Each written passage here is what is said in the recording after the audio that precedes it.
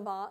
پڑھنے سے پہلے نیت کرنا بہت ضروری، یہ سوچنا ہے کہ ہم کیا کرنے جا رہے ہیں،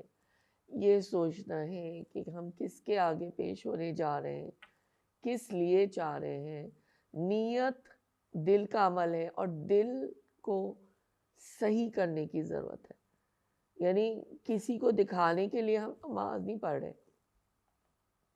ہم اللہ سے ملاقات کے لیے جا رہے ہیں اور اللہ ہی کے لیے ہم نماز پڑھ رہے ہیں اور اپنے لیے نماز پڑھ رہے ہیں، کیونکہ ہم اس بات کو تازہ کر رہے ہیں کہ ہمارے جو دل کا قبلہ ہے وہ اللہ کی ذات کی طرف ہو، اور ہمارے جسم کا قبلہ تو ہمیں پتہ ہے کہ مکہ مکرمہ میں بیت اللہ کی طرف ہوتا ہے۔ تو بس یہی بات ہے کہ اگر نفس کی خواہشات اگر ادھر ادھر دائیں بائیں آگے پیچھے اگر بھٹک رہی ہیں تو ہمیں اپنے آپ کو دوبارہ سے